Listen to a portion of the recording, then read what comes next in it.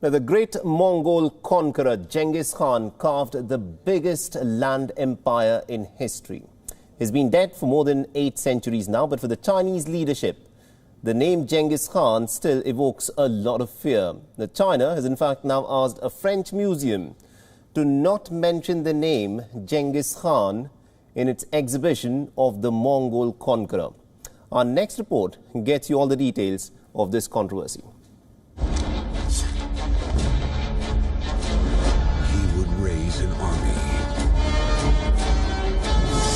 and he will take it all back. Countries often take years to confront their difficult history.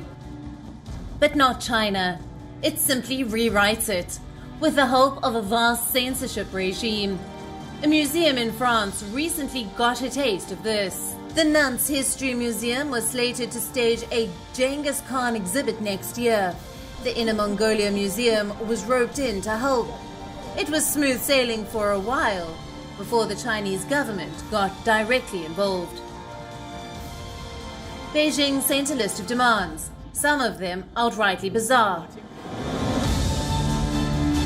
China asked the museum to not use the words Genghis Khan in the exhibit. Yes, you heard that right.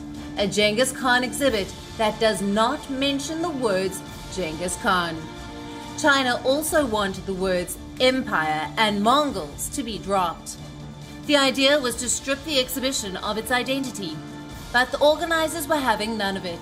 They cancelled the event and made sure everyone knew who was to blame. China was trying to rewrite Mongol history and culture, not just by interfering in exhibitions, but through a campaign of forced assimilation in the province of Inner Mongolia. The Nantes Museum took note of this campaign. The museum's director made it clear that they would always protect human, scientific, and ethical values. But why does China feel threatened by Genghis Khan? To answer this, we must once again address China's approach to its uncomfortable past.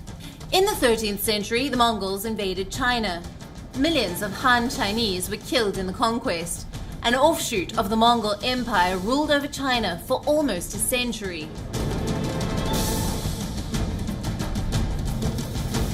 It was this Mongol offshoot that gave China its current borders.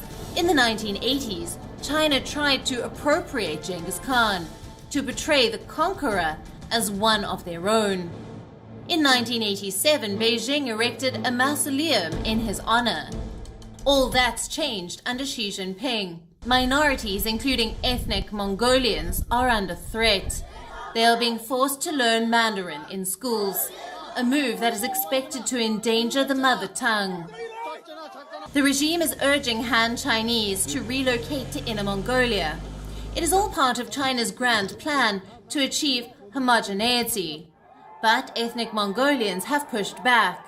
Last month, thousands of students flooded the streets in protest, some with their parents in tow.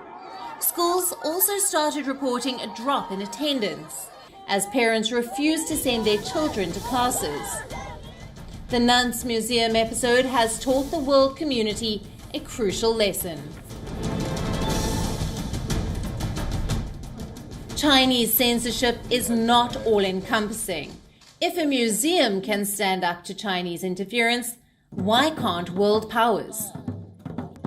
Bureau Report, WION, World is One.